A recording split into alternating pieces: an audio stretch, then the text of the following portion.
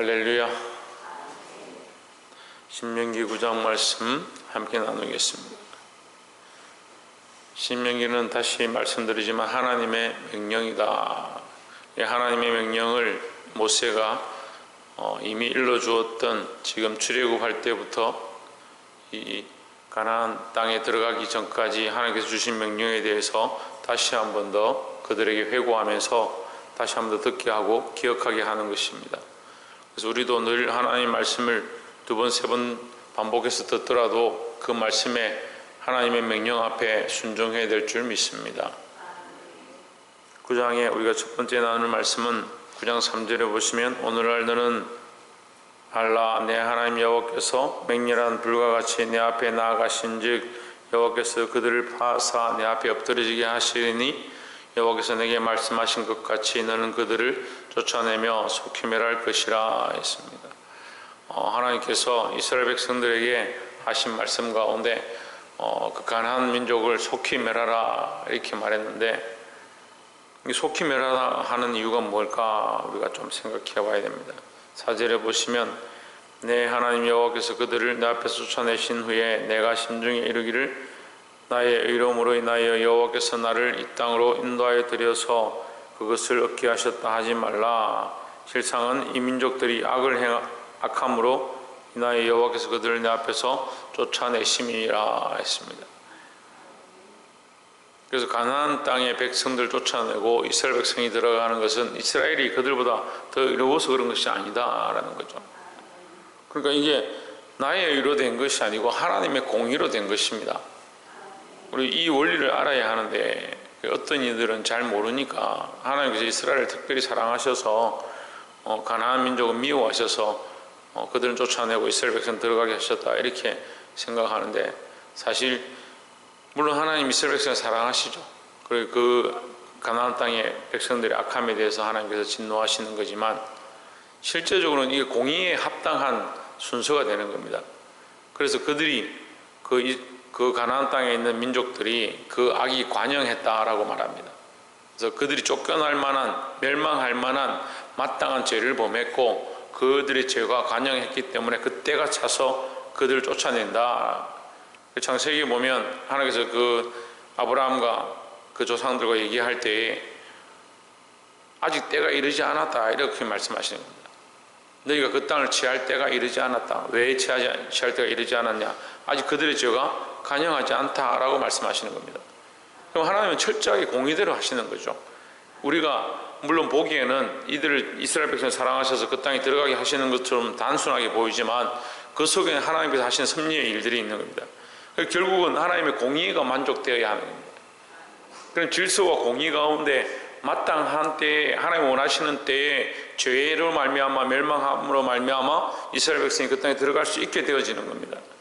예수 그리스도의 십자가의 은혜도 그냥 십자가를 지고 죽으신 것이 아니고 하나님께서 그 섭리를 따라 인도하신 때에 그 십자가의 죽으심으로 이스라엘 백성을 우리를 살리게 하시는 은혜가 연결되어지는 겁니다. 그냥 단순히 보면 안 되는 겁니다. 왜 십자가에 죽으셔야 되냐? 왜 꼭 십자가냐? 이제 이런 고민들 하고 왜 동정녀에게서 나야 하느냐? 그럼 아무에게서 나면 안 되냐? 이런 생각들 하는데 하나님 다 이유가 있는 겁니다. 그 모든 하시는 일들이 이유가 있고 그 이유 속에 또한 하나님께서 그 이유를 따라서 섭리로 행하시는 겁니다. 그러니까 반드시 공의를 따라서 행하는 겁니다. 우리는 대충 넘어가겠지. 하나님 사랑으로 덮으시겠지. 그렇지만 하나님은 이 공의를 만족해 안 할 수 없다는 거죠. 그럴 것 같으면 예수님 보내시지 말고 그냥 다 하나님 믿습니다. 손만 들면 다 천국 가든지 그냥 하나님께서 구원할 사람만 그냥 다 골라서 천국에 바로 올라가 버리면 되지. 때로는 우리가 그런 생각들 하죠. 마라나타 이 땅이 너무 괴롭다. 그냥 바로 우리를 좀 데려가 주십시오. 지금 나머지 남은 생에 사는 것도 힘듭니다. 그런 생각들을 할 수 있는데 하나님의 때가 있다는 겁니다. 하나님 반드시 공의로 행하고 있다는 거예요. 그래서 가나안 땅에 그들 민족들이 멸망한 것은 스스로 높아져서 자기들이 여기 보면 1절에 이스라엘아 들으라 내가 오늘 요단을 건너 너보다 강대한 나라들로 들어가서 그것을 얻으리니 그 성읍들은 크고 성벽은 하늘에 닿았으며 2절에 그 백성은 내가 아는 바 장대한 아낙 자손이라 그에게 대한 말을 내가 들었나니 이르기를 누가 아낙 자손을 능히 당하리요. 자기들 스스로 높은 거예요. 이 가나안 땅에 있는 백성들 스스로가 높고 자기들 스스로 높았기 때문에 하나님을 경외하는 것보다 우상들 앞에 절하고 그들을 경외했다. 그들이 하나님을 떠난 그 죄악 때문에 결국 멸망하는 겁니다. 그래서 누가 말할 수 없는 거예요. 마지막 때 우리가 하나님 앞에 그리스도 앞에 서서 심판받을 때도 누가 뭐라 말할 수 없다는 거예요. 반드시 하나님께서 공의대로 행하시는 것입니다. 우리가 이 공의의 하나님을 알아야 될 줄 믿습니다. 시대가 악해진다는 게 뭐냐? 공의를 잊어버리는 겁니다. 공의를 잊어버리면 뭐만 할까요? 네, 사랑만 하는 거죠. 하나님 앞에 두 저울이 있다. 하나는 공의이고 하나는 사랑입니다. 늘 말씀드렸지만 공의가 상실된 사랑은 이 썩은 사랑입니다. 사랑이 상실된 공의는 너무 지엄합니다. 하나님께서 공의를 행하실 때도 사랑을 아끼지 아니하시고 사랑을 행하실 때도 공의 안에서 하는 겁니다. 우리가 보기에는 그냥 멸망시키고 그냥 이스라엘 백성 들어가게 하고 이렇게 하지만 이 속에는 하나님의 사랑과 공의가 함께 존재한다라는 겁니다. 교회 안에서도 우리가 항상 사랑과 공의로 행해야 되고요. 공의로만 계속 책망하고 계속 무 자르듯이 잘라버리고 그렇게 하면 이게 사랑의 결핍이 나타나는 것이고, 그렇다고 반대로 사랑만 해가지고 잘못하고 죄의 길들을 걸어가는데도 괜찮다 다 덮어주고 그것도 잘못됐다는 거죠. 아닌 건 아니고 틀린 건 틀렸다. 그런데 우리가 사랑으로 감싸자, 책망을 하되 사랑으로 덮어주자, 이렇게 가야 되고, 자녀를 대할 때도 마찬가지입니다. 자녀들 가르칠 때도 사랑으로 하되 정말 이 사랑의 마음들을 아이들에게 보여주면서도 뭘 해야 되냐? 잘못되어진 것에 분명히 책망할 수 있어야 됩니다. 근데 이 시대가 자꾸 악해지니까 책망은 안 하고 잘못된 것은 안 가르치고, 나는 너를 사랑한다, 내가 얼마나 사랑을 하는 줄 아느냐, 나는 끝까지 사랑한다, 네가 무슨 짓을 해도 나는 사랑한다, 이게 편협한 거죠. 저울이 이미 기울어져서 하나님 원하시는 공의의 저울이 이미 무너져 있는데 이거 하나님 가정이 여기신다라고 말씀합니다. 너희가 시장에 장사할 때에 대를 주는 것, 공의가 무너진 저울이라고 얘기하는데, 이 공의가 무너진 저울이 뭐냐면 이 저울 침을 옮기는 거죠.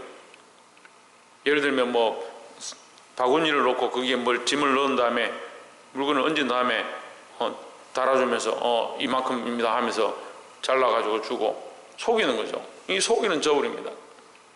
하나님 앞에 속이는 저울이 뭐냐? 내가 하나님의 사랑과 공의 앞에 바로 서서 이 사랑과 공의를, 하나님의 사랑을 품고 공의를 행하고 하나님의 공의를 품고 사랑을 행해야 되는데 한쪽으로만 하는 거죠. 한쪽으로만.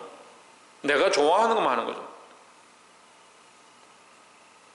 이게 잘못됐다고요. 자녀를 가르치는 것도, 내 가정에서 하는 것도, 사회에서 하는 것도 공의와 사랑을 함께 행해야 되고, 교회 안에서도 공의와 사랑이 이 저울이 바로 되어 있어야 되는 겁니다. 하나님 반드시 우리가 보기엔 그냥 하시는 것처럼 보이지만 반드시 공의로 행하신다는 사실을 인정하고 믿으시기를 주의 이름으로 축원합니다. 근데 이 하나님의 공의를 보면 우리는 그 하나님 앞에 두 번째 뭘 알아야 되냐? 우리는 설 자격이 없다. 하나님의 공의 앞에서 볼 때 우리는 설 자격이 없다. 공의가 안 설 수 있느냐? 공의가 안 설 수 없습니다. 공의가 안 설 수 없으니까 우리는 그 앞에 똑같이 이 아낙 자손처럼 이 가나안 땅의 족속들처럼 죽을 수밖에 없는 존재들이다. 그래서 우리가 하나님 앞에 뭘 구해야 되냐? 하나님의 인애, 하나님의 사랑을 구해야 된다라는 겁니다. 16절에 내가 본즉 너희가 너희 하나님 여호와께 범죄하여 자기를 위하여 송아지를 부어 만들어서 급속히 여호와의 명하신 도를 떠났기로 했습니다. 급속히 떠났다, 이 말은 너희가 신속하게 그 가나안 백성처럼 되어버렸다 이 말입니다. 다시 말하면 가나안 백성들의 그 죄과 간영에서 멸망할 때가 차서 내가 그들을 멸망시키고 너희를 거기에 넣으려고 하는데 너희가 신속하게 그들처럼 되어버렸다 이 말이에요. 그 죄의 모양은요, 어제도 우리가 말씀을 함께 나눴는데 욕심이 잉태한 적 죄를 낳고 죄가 장성한 적 사망을 낳느니라 했습니다. 그 욕심이 결국 사망으로 연결되는데 이게 순식간에 되어버리는 거예요. 순간적으로 이게 뭐 오랜 시간 동안 저때 몇 년 전에 욕심을 가졌었는데 그걸 가지고 싶어가지고 지금 죄를 좀 짓고 한참 지나서 사망이 오느냐, 그렇지 않다는 거죠. 순식간에 내가 욕심에 빠지고 죄를 짓고 사망이 내 안에 엄습해버린다는 거예요. 그래서 우리는 뭘 알아야 됩니까? 우리도 똑같은 죄인이다. 우리가 특별한 뭐가 있느냐? 우리 똑같은 죄인이다. 죽을 수밖에 없는 죄인이다. 이 바리새인과 서기관들을 말씀을 나누면 자꾸 바리새인들 서기관들처럼 되면 안 된다. 그들은 참 배역한 자들이다. 교만한 자들이다. 시장에 서서 손을 들고 기도하고 성전에 올라가서 나는 세리들과 같지 아니함을 감사합니다. 어떻게 저럴 수 있느냐? 천만의 말씀입니다. 우리가 어떻게 해칠한 무덤처럼 되겠습니까? 저 해칠한 무덤 큰일입니다. 사랑하는 성도 여러분, 우리 절대 저렇게 되면 안 됩니다. 우리가 똑같다는 게 똑같다는 겁니다. 하나님 앞에서 사실 부끄러워서 고개를 들지 못해야 되는 거예요. 여러분, 이 세리가요, 사실은 그 삶은 이 바리새인들과 똑같습니다. 세리라는 존재 자체가 그 삶에 하는 행위 자체가 세금을 받고 백성들 앞에 서서 큰 소리치고 돈을 뜯어내고 하는 그 행위 자체가 이 바리새인들이 하는 것과 똑같아요. 세리가 뭐 남루하게 거지처럼 해가지고 불쌍해 사는 게 아니고 똑같습니다. 그런데 그가 하나님 앞에 왔을 때 뭘 하느냐? 나의 삶이 죄인이구나. 내가 바리새인처럼 살았구나. 내가 회칠한 무덤이구나. 자기를 아는 겁니다. 근데 오늘날 바리새인들 잘못됐다. 믿는 사람들이 그렇게 살면 되느냐? 그렇게 하면서 사실은 자기가 바리새인인 줄 모르는 겁니다. 우리는 하나님 앞에 설 때에 죽을 죄인, 가능성 없는 죄인임을 알아야 하는 겁니다. 교회의 타락은 어디서 오느냐? 회개가 상실된다. 회개가 왜 상실됐느냐? 죄인인 줄 모른다. 누가 죄인이냐? 저 사람이 죄인이다. 아닙니다. 누가 죄인입니까? 내가 죄인이다. 내가 죽을 죄인이고 죽을 수밖에 없는 죄인이고 이미 죽었던 죄인이고 가능성이 없는 죄인임을 스스로 알아야 이제 뭐가 시작됩니까? 이제 가능성이 시작된다라는 거죠. 17절에 내가 그 두 돌판을 내 두 손에서 던져 너희의 목전에서 깨트렸었노라 했습니다. 여러분, 이게 굉장히 중요한데 돌판을 왜 깨트리냐? 너희가 이 돌판은 언약이죠. 하나님의 율법이죠. 율법은 다시 말하면 언약입니다. 이 율법을 지키면 너희가 살리라 이거죠. 너희가 이 율법을 지키면 이 가나안 땅에서 나와 함께 영원히 살리라 했는데 너희가 언약을 어겼다. 이 돌판은 이제 너희에게 소용이 없다. 그래서 깨트렸다는 거죠. 그러면 돌판을 깨트렸으니까 이들에게 가능성이 없느냐? 이렇게 보는 거죠. 제가 전에도 한번 오래전에 얘기를 했었는데 십자가를 이제 제가 이제 가르치던 후배가 옛날에는 이제 교회 강단에 하면 뭐 추수감사절이나 뭐 성탄절이나 뭐 전도주일이나 하면 다 글자를 오리고 그림을 그리고 이렇게 해서 붙입니다. 그 십자가를 이렇게 부활절날 십자가를 만들어 놓고 스티로폼을 넣어가지고 두껍게 이렇게 사람보다 더 크게 만들어 가지고 부활절을 어떻게 했냐면 십자가를 이렇게 부순 거예요. 부셔가지고 좀 이렇게 비틀어 가지고 땅바닥에 처박힌 것처럼 이 장식을 한 거예요. 그 장로님들이 난리가 났어. 어떻게 감히 저 신성한 십자가를 부러뜨려 가지고 부러뜨린 그림을 갖다가 벽에다 붙여놓고 할 수 있냐. 부활절이 십자가에 부서집니다. 이제 영적 의미가 맞잖아요. 이게 죽음이 깨어졌으니까 십자가는 죽음을 상징하는 겁니다. 반대로 얘기하면 죽으셨다. 주님께서 우리를 위해 대신 죽으셨다. 그러니까 십자가에 죽으셨다. 이제 죽음이 끝났단 말이에요. 그 죽음이 깨어졌으니까 부활이 시작된 거죠. 이제 그런 의미로 이제 그걸 그 친구가 했는데 이 난리가 난 거죠. 그 돌판을 깨뜨렸다. 어떤 사람들은, 어떤 신학자들은 이 돌판을 깨뜨렸다. 모세가 좀 심하네. 어떻게 하나님께서 친히 쓰신 그 돌판을 깨뜨렸느냐. 이렇게 볼 수 있는데, 돌판을 깨뜨린 것은 너희의 이 범죄한 것을 깨뜨렸다. 이 언약이 깨어졌다. 이 한편으로는 언약이 깨어졌으니까 이제 이 언약은 소용이 없다. 이렇게 볼 수가 있고, 또 한편으로는 너희의 죄로 말미암아 이 돌판이 깨어짐으로 이제 없어졌다. 이렇게 볼 수 있습니다. 그 대가로 이제 송아지 신상을 갈아서 가루를 만들어서 시내에 흘려보내고 그들을 죽이고 그 피의 대가로 그들에게 이 신상이 가루를 먹이는 그런 일들이 있었지만 깨어졌다. 그 깨어진 것은 뭡니까? 다시 시작하는 겁니다. 그 새로운 언약을 세우는 겁니다. 이제 우리는요, 율법에 매이는 것이 아니고 예수 그리스도의 십자가를 믿음으로, 예수 그리스도를 믿음으로 영원한 구원을 바라보는 신앙으로 바뀌었다라는 거죠. 그래서 우리가 늘 기억해야 될 건 우리의 방법으로 안 된다는 겁니다. 우리의 공로로 되지 않고, 우리의 공로로 되지 않는다는 것은 다시 말씀드리면 우리는 뭐다? 다 죄인이다. 죄인인 것을 늘 인정해야 된다는 거예요. 내 방법으로는 이 율법을 다 지킬 수 없고 하나님과 이 언약의 판들을 다 지킬 수 없어서 하나님께서 이것을 깨우셨다. 그게 뭐냐? 그게 십자가입니다. 그래서 그러면 이제 우리는 율법도 지킬 필요가 없고 십자가도 깨어졌으니까 십자가를 따라갈 필요 없고, 근데 예수님 뭐라고 합니까? 너희 십자가를 지고 나를 따라와라 말씀하십니다. 우리가 죄인임을 알고 하나님 앞에 늘 회개하시길 바랍니다. 우리의 의로움으로 된 것이 아니고, 우리가 구원을 받았다 하더라도 우리의 의로움으로 된 것이 아니고 하나님의 값없는 사랑이다. 이 세 번째가 값없는 사랑인데, 27절에 보시면 주의 종 아브라함과 이삭과 야곱을 생각하사 이 백성의 강팍함과 악과 죄를 보지 마옵소서.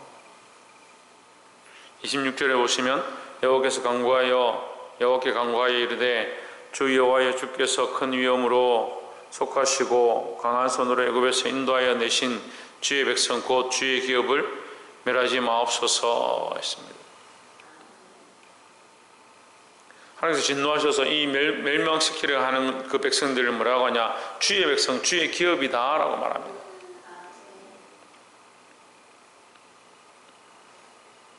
(27절에) 주의 종 아브라함과 이삭과 야곱을 생각하시옵소서 이렇게 얘기합니다. 이게 무슨 말입니까? 언약의 관계를 기억하옵소서. 하나님은 결국 사랑으로 인도하십니다. 이스라엘 백성을 사랑으로 인도하십니다. 그럼 오늘 이 9장에서 두 가지 같이 나타나죠. 하나님이 공의로 행하셔서 그들을 멸망시키셨다. 이스라엘 백성은 죄를 범해서 하나님 앞에 이 공의를 만족하지 못하는 존재였다. 하지만 하나님은 뭘 더하셨다? 그들에게 사랑을 더하셨다라는 겁니다. 우리의 신앙도 마찬가지입니다. 우리의 삶도 하나님 앞에서 마찬가지입니다. 우리의 어떤 공의로, 우리의 어떤 의로, 우리의 어떤 공로로 되어진 것들이 없다라는 거죠. 그래서 우리가 늘 하나님 앞에 죄인임을 알아야 하고, 죽을 수밖에 없는 죄인들, 죄로 말미암아 멸망되어진 죄인들에게 하나님의 은혜를 더하시고 하나님의 사랑을 더하신 것이 오늘 우리가 여기 있는 것입니다. 그래서 늘 우리가 이 하나님의 사랑을 생각하고, 우리는 가능성이 없지만 하나님께서 우리에게 그 사랑으로 지금 살게 하시고 하나님 나라의 소망을 가지게 하시는 이 사실을 잊지 말고, 하나님의 공의를 또한 두려워하고 하나님의 사랑을 늘 기뻐하시기를, 사모하시기를 주의 이름으로 축원합니다. 우리가 항상 잊지 말아야 될 것, 우리의 공로로 된 것이 아니다. 내 인생이 원래 교만해서 이 습관이 자꾸 내게 있어서, 좀 기도하는 사람은 기도하는 것 때문에 교만하고, 좀 말씀 아는 사람은 아는 것 때문에 교만하고, 좀 부유한 사람들은 부유한 것 때문에 교만하고, 좀 잘난 사람들은 잘난 것 때문에 교만하고, 우리가 하나님 앞에 자랑할 게 없다라는 거예요. 이 교만함의 돌판들을 깨트리고 하나님의 사랑으로 되었음을 늘 기억하고 주님 앞에 서시기를 주의 이름으로 축원합니다. 기도하겠습니다.